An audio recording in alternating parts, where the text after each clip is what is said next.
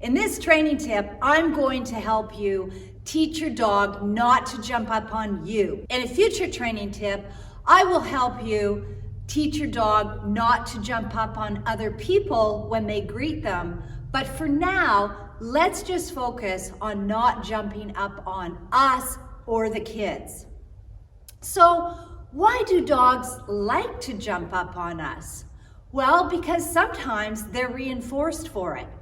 It's a nice gentle jump and a little hello, and we end up petting them, and they think, oh, that's a great way to get attention. And then the next time they jump up on us, we're like, no, get off, get off, get off, bad dog.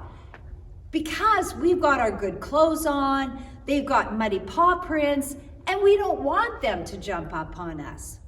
So we need to be really clear to our dogs. They understand black and white, but it's that gray in between, when sometimes it's okay and sometimes it's not okay. Dogs have more trouble understanding that kind of language. So we're going to give them information that 4 on the floor is where we want you to be. So the first thing I want you to do is every time you ask your dog to sit, you're going to reinforce it. So you could have little bowls with your dog's kibble or a treat and have them in different areas around your house and maybe a jar outside.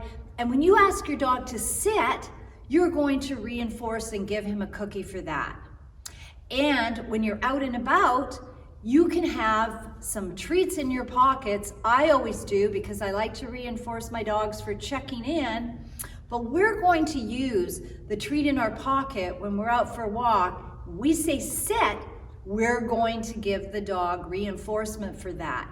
Now the reason behind this is if we make sit really positive and really something that our dogs want to do, then when they go to jump up on us, or they're getting too excited and we need them to calm down, if we ask them to sit, it's a much higher probability that they will in fact sit and stay there if you have trained it over and over and reinforced it a lot.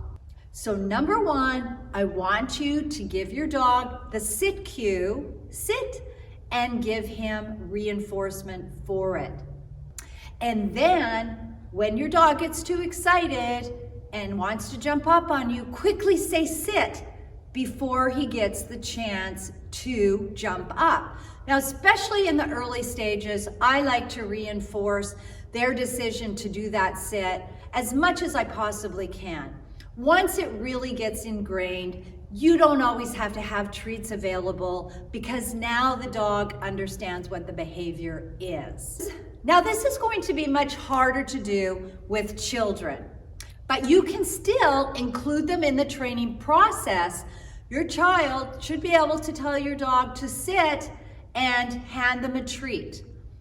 Something that you can definitely practice. But with children, the problem is when a puppy or dog jumps up on them, what happens is they get all excited, the kids do, and they start, screaming or making a lot of noise, and that just creates excitement into the dog, and so he wants to jump up more and more.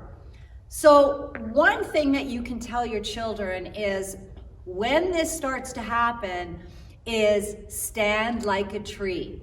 So close your arms like this and turn away from the dog and stand still and be quiet. Because if they're not going to get any reaction from the child from jumping up on them, there's a better chance that they will move away and get disinterested. Now that's not going to work with all dogs, but it's definitely better than having your kids all get excited and flailing their hands around. Now for yourself as well, I'm going to suggest, and I will bring a dog in and show you how to do it. But if your dog, you've asked him to sit, he decides that he's not going to sit, he's too excited, then you turn away from him as well. You don't give him any interaction. You don't say anything. You're just going to turn your back like this and ignore your dog. And quite often that works well because they're not getting any reaction to it. And the third thing that you can do, and this is in the training process, is have some treats, and when your dog jumps up or goes to jump up, drop the treats on the ground so that is where good things happen. So I'll bring a dog into the picture and I'll show you what this looks like. Oh, look, it's a nice puppy. Oh, sit. Good boy, good sit. So you can try that. He has been trained to sit and he has been reinforced for sitting. So when he got all excited, that's what I asked him to do. Now, if I saw my dog coming at me, I would want to get the word sit out and ask them to sit before they jumped on me. Now, the other thing is, I'm going to get him jumping on me again, is to try the turn away. Okay, quick. Hey, oh look, a nice puppy. Oh, look at the puppy. Oh no, he's getting all over me.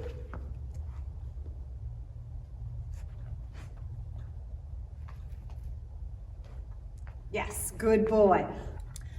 So I'm not interesting to him anymore. I turn my back, close my arms, say nothing. He's like, well, that's boring.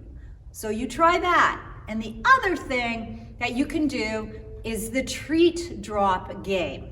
So same thing, I'm gonna get him excited and I'm going to drop the treats on the ground. I'm gonna let him have them and then I'm gonna add in the sit cue.